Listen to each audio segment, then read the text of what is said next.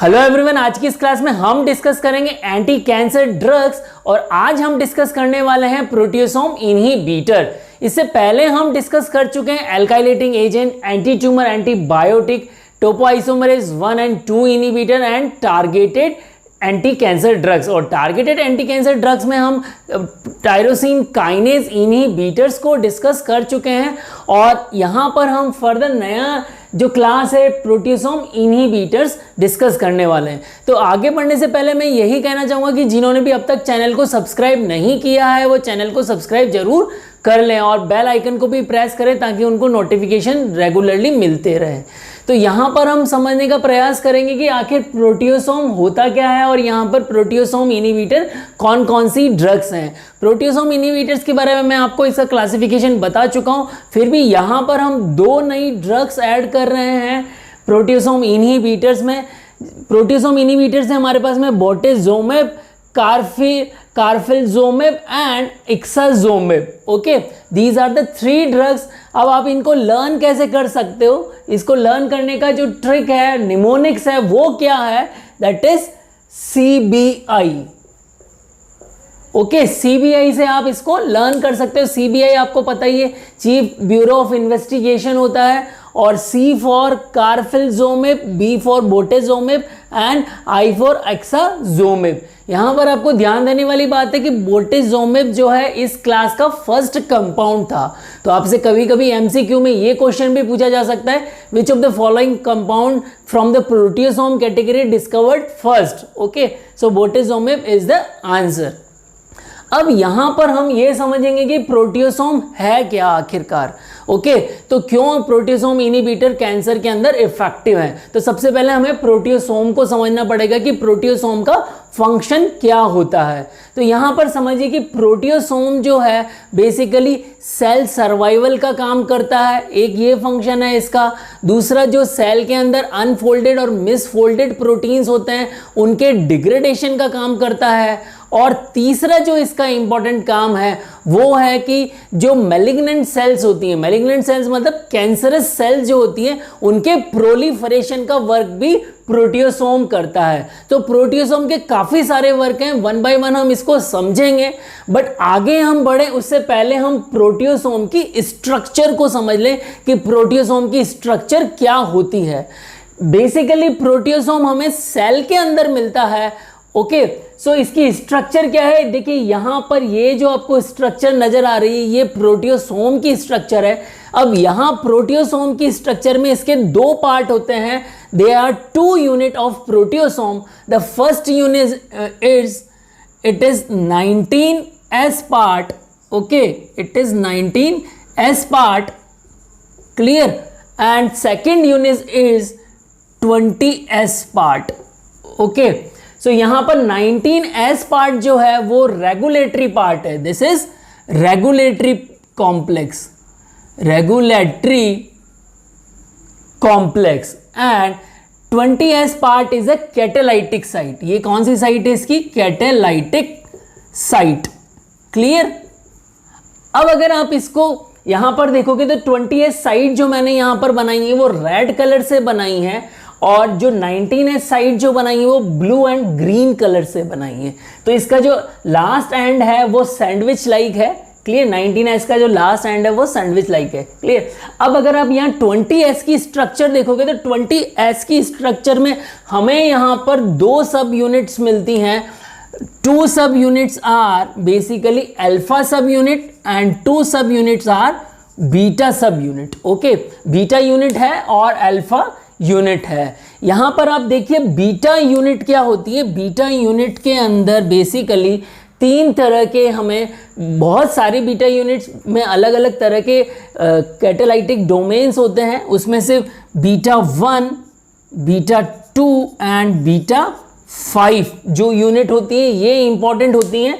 यहां पर beta 5 important है, ये काइमोट्रिप्सिन लाइक यूनिट है। इट इज काइमोट्रिप्सिन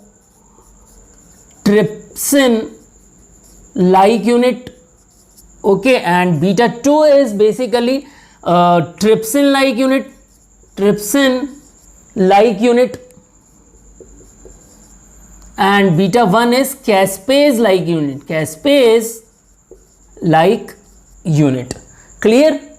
तो ये इस तरह की स्ट्रक्चर है और बेसिकली जो भी प्रोटियोसोम इनहिबिटर्स हैं वो बीटा 1, बीटा 2 और बीटा 5 यूनिट से ही अटैच होते हैं. Clear everyone? सो अब यहां पे ये तो आपके पास में स्ट्रक्चर हो गई किसकी? प्रोटियोसोम. यहां पर आप देखिए क्या होता है. प्रोटियोसोम की स्ट्रक्चर हम समझ चुके हैं. तो प्रोटियोसोम फर्दर किस तरह से एक्ट करता है? तो प्रोटियोसोम बेसिकली एक पाथवे होता है. यहां पर कौन सा पाथवे है? Basically the pathway is ubiquitin, ubiquitin proteasome, proteasome pathway. Okay, ये यूबिक्विटिन प्रोटियोसोम पाथवे जो है, यही पाथवे जो है बेसिकली एक्ट करता है. क्लियर? This is pathway. अब ये पाथवे किस तरह से एक्ट करता है? तो यहां पर ये समझिए कि जैसे कि प्रोटियोसोम जो होता है वो सेल के अंदर जितने भी अनफोल्डेड और मिसफोल्डेड प्रोटीन्स होते हैं, तो ये प्रोटीन की जनरली सेल के लिए वेस्ट होते हैं. ओके, या जो वो सारे प्रोटीन जो कि एज्ड हो जाती है जिनकी, और जो इंजर्ड हो जाते हैं, तो उनको सेल के अंदर से ख़त्म करना होता है, उनको डिस्कार्ड करना होता है. तो उसके लिए ही ये पाथवे होता है प्रोटियोसोम का. सो यहाँ पर क्या किया जाता है? देखिए ये स्ट्रक्चर है. दीज आर अनफोल्डेड और misfolded protein. Okay, so this is the structure of proteins. अब यहां पर क्या होगा कि किस तरह से सेल कैसे पहचानेगी कि ये जो भी प्रोटीन्स हैं वो उनको डिग्रेड करना है, मीन्स ये वेस्ट है या मिसफोल्डेड है या फिर अनफोल्डेड प्रोटीन है. तो इसके लिए सेल के पास में एक प्रोसेस होता है. सेल क्या करती है? सेल इन सारे प्रोटीन की टैगिंग कर देती है. सेल किस तरह से टैगिंग करेगी? सेल इनका यूबिक्विटिनेशन कर देगी. What it will do? It will do ubiquitination, ubiquitination. Okay, cell इसका यूबिक्विटिनेशन करेगी और सेल यूबिक्विटिनेशन करने के बाद में यहां पर क्या हो जाएगा? देखिए यहां पर जो ब्लू कलर में मैंने जो स्ट्रक्चर बताई है, ये अनफोल्डेड और मिसफोल्डेड प्रोटीन के साथ में अटैच हो गया है ubiquitin. So it is ubiquitinated protein aggregate बन जाएगा. अब यहां पर यूबिक्विटिनेटेड प्रोटीन एग्रीगेट बनने के बाद में क्या होगा? There are two pathway. So one pathway is known as a proteasome pathway and another pathway is agrosome pathway, agrosome pathway. Okay, तो यहां पर प्रोटियोसोम पाथवे में क्या होता है? देखिए यहां पर proteasome, this is the structure of proteasome. अब यहां पर जो भी अनफोल्डेड यूबिक्विटिनेटेड टैग्ड प्रोटीन्स आएंगे उसको यहां पर ऊपर से प्रोटियोसोम के अंदर डाला जाएगा और प्रोटियोसोम फर्दर इसको किस तरह से करेगा? This is, look at this. यहां पर ये देखिए प्रोटीन की जो स्ट्रक्चर है ये डैमेज हो गई है. तो यहां पर प्रोटियोसोम बेसिकली क्या वर्क करता है? एक मिल की तरह वर्क करता है. जैसे मिल जो होता है उसमें जैसे हम गेहूं डालते हैं तो गेहूं का आटा बन के निकलता है. Clear everyone? तो प्रोटियोसोम भी यहाँ पर क्या कर रहा है? यहाँ पर ऊपर हमने यूबिक्विटिन के मिसफोल्डेड प्रोटीन डाला है और वो जो प्रोटीन निकल रहा है वो प्रोटीन का डिग्रेडेशन हो रहा है. क्लियर? तो ये बेसिकली सारा प्रोसेस इसी तरह से है जैसे कि आप ऐसा समझिए कि हमने कोई भी क्लास है, क्लास में अगर टीचर को पता लगाना है कि कौन कौन से बच्चे शैतान हैं तो शैतान बच्चों को एक साइड में बिठा देते हैं. तो यहाँ शैतान बच्चों को एक साइड में बिठाना मतलब उनका टैगिंग कर दिया टीचर ने. तो ये टैगिंग करना तो क्या हो गया? यूबिक्विटिनेशन हो गया. अब अगर वो बच्चे ज़्यादा हम मस्ती कर रहे हैं, नहीं मान रहे, तो टीचर क्या करेगा? उनको प्रिंसिपल के पास ले जाएगा. तो प्रिंसिपल के पास ले जाना मतलब प्रोटियोसोम पाथवे. तो प्रिंसिपल फिर क्या करेगा? उनका डिग्रेडेशन करेगा, मीन्स प्रिंसिपल सजा उनको देगा. तो यहाँ पर प्रोटियोसोम मीन्स जो वेस्ट प्रोटीन है, अनफोल्डेड मिसफोल्डेड प्रोटीन है, उनको प्रोटियोसोम क्या कर रहा है? प्रोटीन का डिग्रेडेशन कर रहा है. तो इस तरह से जो भी सेल के अंदर अगर अनफोल्डेड मिसफोल्डेड प्रोटीन अगर इकट्ठे होते जाएंगे तो सेल में स्ट्रेस हो जाता है. तो इस स्ट्रेस से बचाने के लिए प्रोटियोसोम अपना वर्क करता है. अब यहां पर और क्या हो सकता है, अगर किसी कारणवश if there is some reason और ये पाथवे अगर ब्लॉक हो जाए, किसी रीजन से प्रोटियोसोम पाथवे ब्लॉक हो जाए, तो यहां ब्लॉक किस तरह से हो सकता है, या तो हम क्या कर दें पीआई दे दें, पीआई मींस प्रोटियोसोम इनहिबिटर दे दें, या फिर किसी और वजह से सेल के अंदर ही अगर ये पाथवे ब्लॉक हो जाएगा तो सेल क्या करेगी, सेल यूबिक्विनेटेड प्रोटीन को डिग्रेड करने के लिए दूसरे पाथवे को यूज करेगी। तो यहां पर जो दूसरा पाथवे है वो कौन सा पाथवे है, एग्रोसोम पाथवे। एग्रोसोम पाथवे में क्या होगा, यूबिक्विनेटेड प्रोटीन्स हमारे पास में है, तो यूबिक्विनेटेड प्रोटीन जो हैं वो फर्दर क्या करेंगे, यहां पर जो है माइक्रोट्यूब्यूल्स हैं, these are what, microtubules, and there is a dynein protein, dynein motor protein, okay. So यहां पर क्या होता है, बेसिकली यूबिक्विनेटेड जो प्रोटीन, मिसफोल्डेड प्रोटीन है, उनके साथ में अटैच हो जाता है डाइनिन मोटर प्रोटीन, जो कि उनको माइक्रोट्यूब्यूल के साथ कनेक्ट करता है, and there is H DAC, okay. This is a important compound which also associated with the microtubule, जो कि एग्रोसोम कॉम्प्लेक्स बनाने में मदद करता है।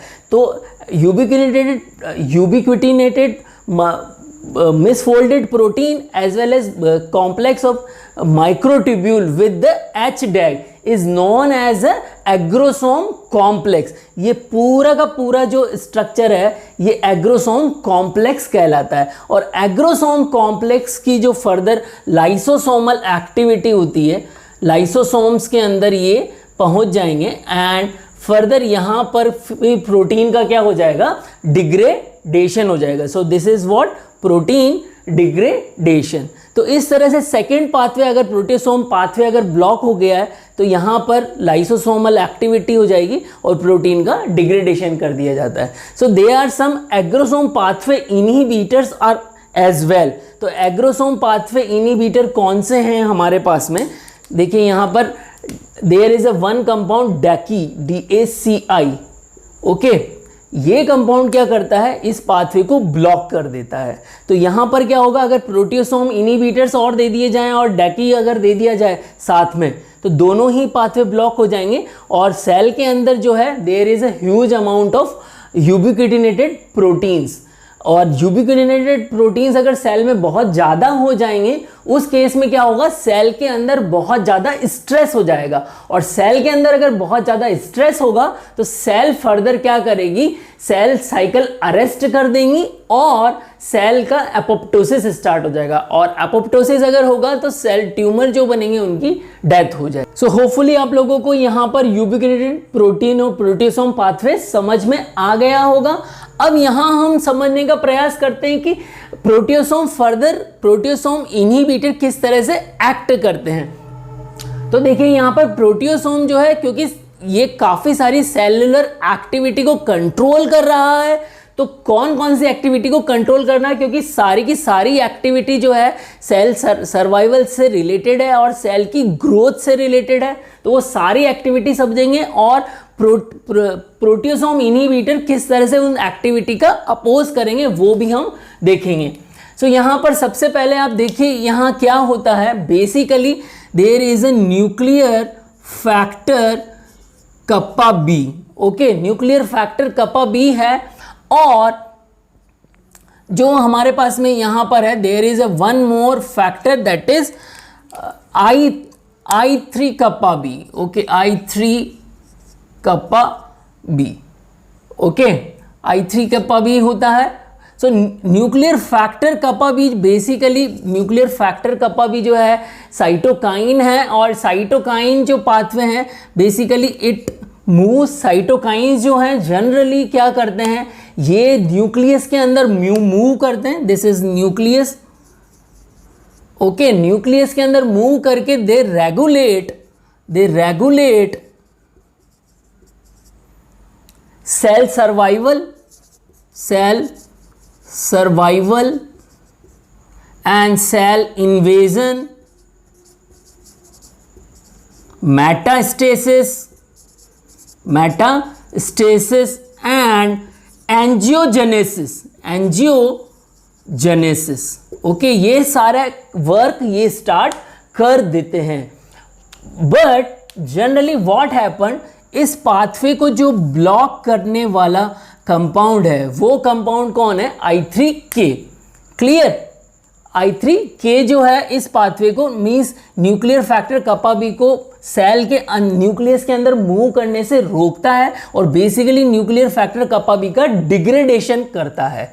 ओके, सो I3 कपा बी इस पाथवे को रोकता है। बट इनिशियली प्रोटियोसोम क्या करते हैं? प्रोटियोसोम जो है, proteasome in natural condition, in normal condition, इस पाथवे को वो क्या करते हैं? जनरली इसको I3 कपा बी को मींस इसको ब्लॉक करके रखते हैं। क्लियर? सो अब अगर इसको प्रोटियोसोम अगर इसको ब्लॉक करके रखेंगे तो न्यूक्लियर फैक्टर कपा बी जो है नॉर्मल कंडीशन में इस पाथवे को एक्टिवेट कर लेगा और एंजियोजेनेसिस, मेटास्टेसिस और इन्वेजन करता। तो यहां पर जब हम प्रोटियोसोम इनहिबिटर्स ड्रग देंगे, like if we are giving proteasome inhibitors, then what happen, particularly I3KB का जो डिग्रेडेशन है वो नहीं होगा। So it block I3 kappa B degradation. I3 kappa B का डिग्रेडेशन अगर ब्लॉक हो जाएगा तो I3 कपा बी का अमाउंट जो है वो क्या हो जाएगा? इंक्रीज हो जाएगा। इफ I3 कपा बी का अमाउंट अगर इंक्रीज होगा तो फर्दर क्या होगा? न्यूक्लियर फैक्टर कपा बी पाथवे जो है वो क्या हो जाएगा? ब्लॉक हो जाएगा और अल्टीमेटली जो है सेल सर्वाइवल और सेल इन्वेजन नहीं होंगे, जो कि कैंसर में ट्यूमर होने के केस में हमें चाहिए। So this is the more important pathway, सबसे बड़ा पाथवे यही है। यहाँ पर प्रोटियोसोम मेजर पाथवे इसी पाथवे के थ्रू एक्ट करते हैं। But there are some other pathway जिनके थ्रू भी प्रोटियोसोम एक्ट करते हैं। Other pathway is what? JNK pathway. JNK pathway. Okay, so JNK pathway, what it will do? JNK pathway generally activate caspase 3 and caspase 7. Okay, and caspase 3 एंड caspase 7 क्या करते हैं? Basically apoptosis को activate करते हैं and it will activate apoptosis. And apoptosis क्या है? Basically program cell death है, सेल की डेथ होना है। तो generally proteasome in neutral condition और normal condition, proteasome generally prevent this pathway. Proteasome क्या करता है? इस पाथवे को आगे बढ़ने से रोकता है, सेल अगर नॉर्मल कंडीशन में है तो। ओके, प्रोटियोसोम का यही वर्क है कि वो इस पाथवे को क्या करता है? ब्लॉक करता है। बट अगर हम proteasome inhibitors, if we are giving what? Proteasome inhibitors. Okay, so proteasome inhibitor activate this pathway. Proteasome inhibitor activated this pathway and simple proteasome block this pathway. समझ रहे हैं आप? Now the other pathway what is? It is related with the mitochondria. It is related with the mitochondria. Okay, mitochondria के अंदर जो है pro apoptotic jeans हैं, like pro अपोप्टिक jeans हैं like BIM, BAX, BID and BIC। ये सारे के सारे प्रो अपोप्टोटिक प्रोटीन्स हैं और इन प्रो अपोप्टोटिक प्रोटीन्स को प्रोटियोसोम बेसिकली क्या करते हैं? The proteasome will degrade. Proteasome एक नॉर्मल कंडीशन हम मान के चल रहे हैं, नॉर्मल सेल है, तो नॉर्मल सेल के अंदर प्रोटियोसोम क्या कर रहे हैं? इनको डिग्रेड कर रहे हैं। Proteasome degrade them by ubiquitin pathway, by ubiquitin. Okay, by ubiquitin tagging के थ्रू इसको डिग्रेड करेंगे।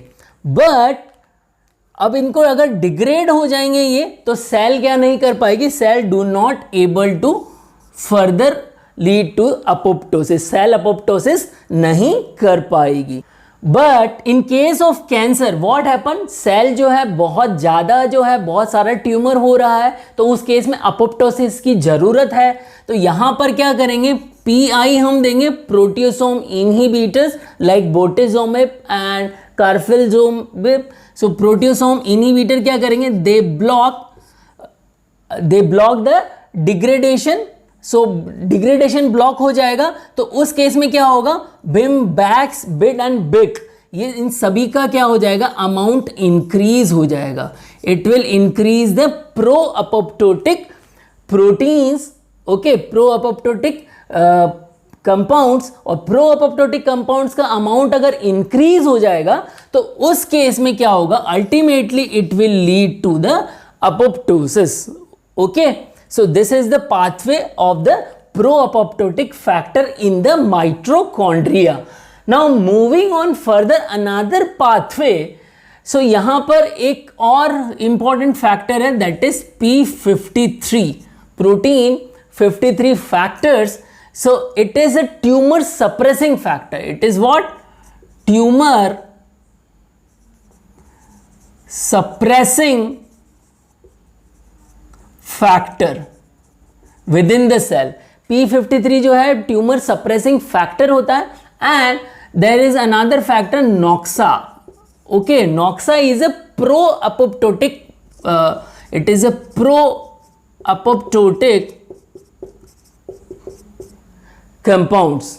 Okay, so pro apoptotic compound है, और ये कब एक्टिवेट होता है, when it activated whenever cell having hypoxia and stress। अगर सेल के अंदर हाइपोक्सिया की कंडीशन है और स्ट्रेस की कंडीशन है, तो नॉक्सा का अमाउंट जो है वो क्या हो जाता है, इंक्रीज हो जाता है। Okay, and P53 is a tumour suppressing factor. तो यहां पर क्या होता है, basically proteasome in normal condition P53 और नॉक्सा का अमाउंट जो है वो इनको कम करता है और इनको इंक्रीज होने से बचाता है।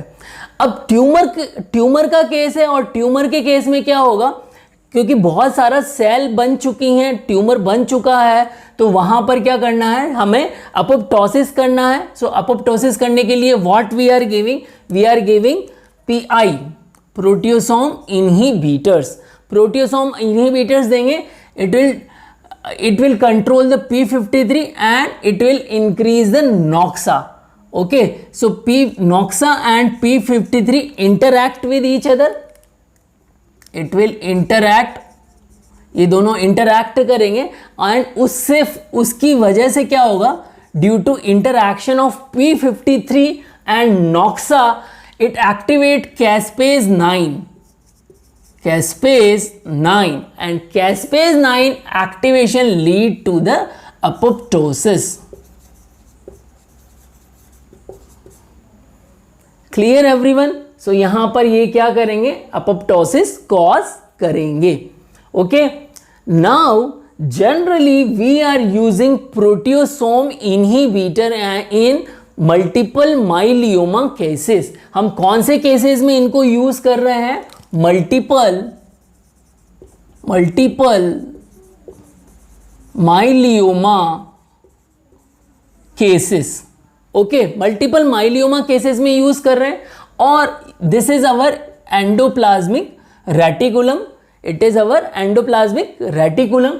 सो इन माइलियोमा के केस में क्या होता है, basically in the myeloma case there is a huge amount of protein, there is a huge amount of IgG, immunoglobulin G जो है वो बहुत ज़्यादा अमाउंट में जनरेट होता है सेल के अंदर, और IgG अगर बहुत ज़्यादा जनरेट होगा तो there is a huge amount of protein synthesis, protein का अमाउंट बढ़ जाएगा। So endoplasmic reticulum basically store proteins. It store proteins means most of the protein जो राइबोसोम से जनरेट होकर आते हैं, they move into the endoplasmic reticulum. So these protein, whenever there is a huge amount of protein, so endoplasmic reticulum के अंदर क्या होगा basically, यहाँ पर बहुत सारा प्रोटीन्स अगर इंक्रीज हो जाएंगे, so it will generate stress in the cell. So ये क्या जनरेट करेंगे, स्ट्रेस करेंगे जनरेट. ओके, तो यहाँ पर सेल अल्टीमेटली क्या करेगी, यूपीआर एक्टिविटी करेगी. UPR means ubiquitin protein response. Okay, so ubiquitin protein response generate होने से अल्टीमेटली क्या होगा, it will cause cell cycle arrest. It will lead to the cell cycle arrest. Okay, so generally what happen when we give the proteasome inhibitors.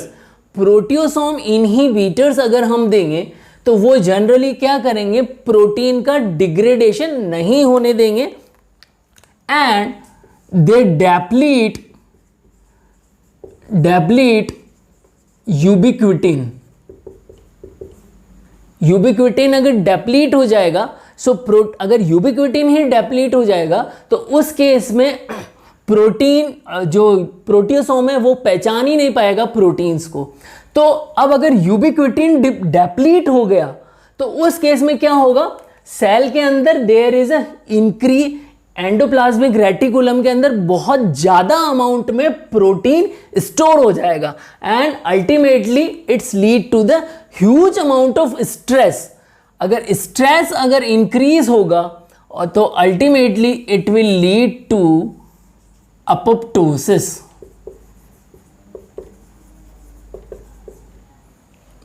Clear है?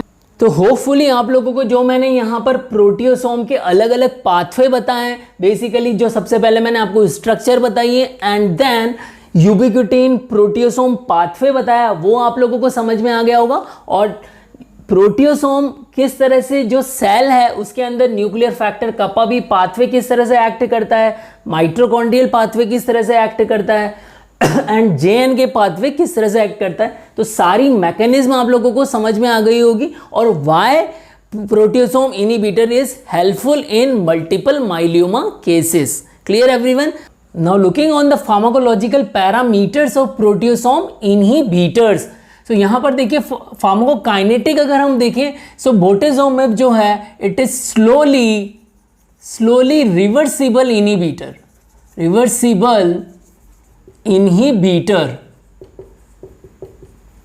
Okay, और carfilzomib को देखें तो it is irreversible inhibitor. Irreversible inhibitor. And ixazomib को अगर देखें तो it is reversible inhibitor.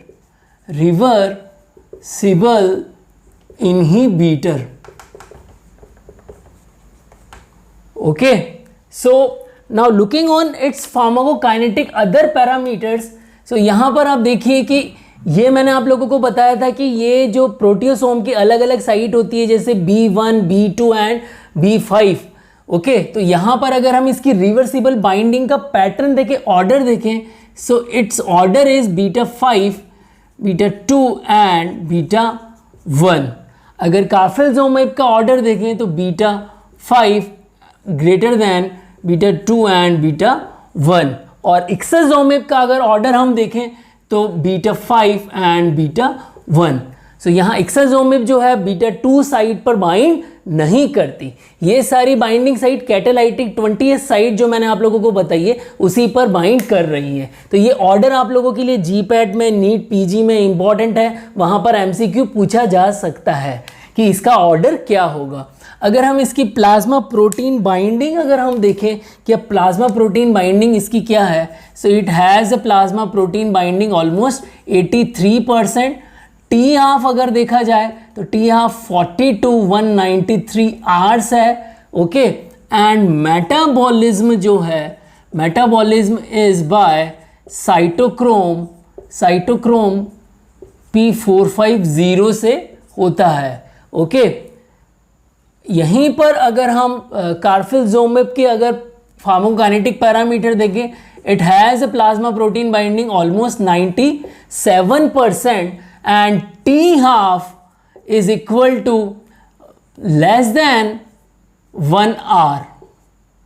Okay, so T half में बहुत ज़्यादा डिफरेंस है and metabolism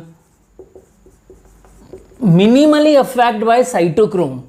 So minimum affected by cytochrome P450.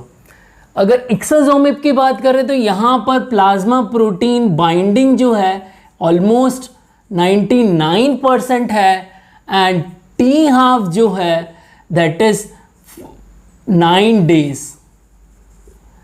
And it is similar to metabolism. अगर देखें तो metabolism is by cytochrome P450 cytochrome से इफेक्टेड होता है. अगर यहाँ पर एक्टिव मोइटी की बात करें तो देखिए यहाँ पर किस तरह से एक्टिव मोइटी है. Active moiety means structure. तो इसमें बोटेजोमिब में बोरोन जो है, बोरोन कंपाउंड जो है, बोरोन वो होता है. यहाँ इपॉक्सी कीटोन है, epoxy ketone is active moiety and ixazomib also has a boron active moiety. Okay, अगर आप यहाँ पर रूट देखें, route of administration, so it is bortezomib is given by IV as well as subcutaneous. Carfilzomib also given by IV and ixazomib is given by oral route. Okay, तो यहाँ पर दोनों ही segment में आप लोगों के लिए क्वेश्चन बनता है कि एक्टिव मोइटी ऑफ बोटेजोमिब इज. तो यहाँ पर आप लर्न कर सकते हैं B for boron, BOR boron and B for boron. तो B से B मिल रहा है एंड ixazomib में भी ऑलमोस्ट पैरामीटर सिमिलर टू बोटेजोमिब है और कार्फेल्जोमिब थोड़ा इनसे डिफर कर रहा है क्योंकि इस दोनों की एक्टिव मोइटी सेम है, यहाँ पर एक्टिव मोइटी अलग है. अगर हम रूट ऑफ एडमिनिस्ट्रेशन की बात करें तो यहाँ पर ixazomib जो है वो ओरली दिया जाता है और बाकी दोनों कंपाउंड जो है IV रूट से दिए जाते हैं. If you are looking on the adverse effect, so adverse effect यहाँ पर क्या क्या हैं. तो एडवर्स इफेक्ट आप देखिए, पेरिफेरल न्यूरोपैथी कॉज करता है, पेरिफेरल न्यूरोपैथी कॉज कर रहा है एंड साइटोपीनिया कॉज कर रहा है, साइटोपीनिया, diarrhoea. okay, diarrhea it is causing, clear, and nausea and vomiting cause कर रहा है. These all side effects are also present in carfilzomib, plus it also cause peripheral edema. Okay, it also cause peripheral edema and all of these side effects also present in this ixazomib, but it also cause back pain as well. Back pain और ये cause करेगा. Means side effect जो है almost similar in everyone, but यहाँ पर थोड़े से और इंक्रीज होते जा रहे हैं.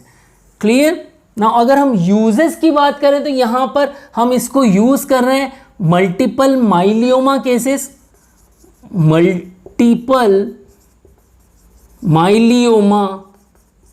Cases, okay, as well as mantle cell lymphoma. Okay, so यहाँ पर as we are using them as a first line therapy. Okay, as well as relapse cases. Okay, so first line cases में use, first line therapy में use कर रहे हैं and relapse cases में use किया जा रहा है. The uses are almost similar over here and it is also similar over here. Okay, so first line में यहाँ ixazomib में यहाँ ऐसा होता है कि फर्स्ट लाइन थेरेपी यूज करने के बाद में ixazomib पे भी पेशेंट को शिफ्ट किया जा सकता है because of oral therapy. Clear everyone.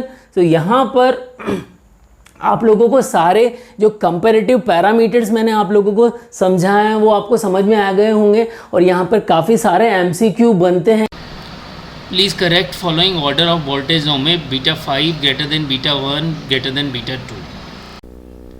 Hello everyone, now it's time for question round from proteasome inhibitors. Question number 1, active moiety of bortezomib is A. boron, B. epoxy ketone, C. zinc and D. sulfur. Question number 2, bortezomib bind to proteasome 20S unit with which order? A.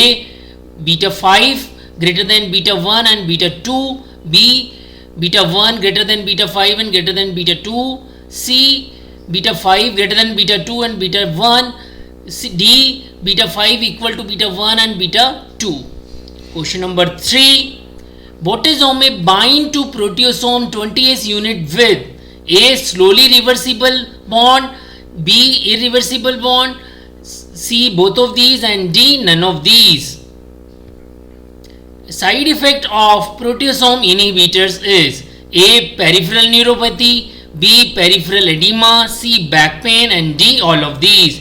Question number 5, proteasome inhibitors can be used to treat A. multiple myeloma, B. mantle cell lymphoma, C. both of these and D. none of these. So I already given answer of all of these question in my lecture, so go through with the lecture and answer in the comment box. वो सारे MCQ मैंने आप लोगों से discuss किए हैं, उनका answer करें कमेंट बॉक्स में और वीडियो को लाइक करें और चैनल को सब्सक्राइब करें।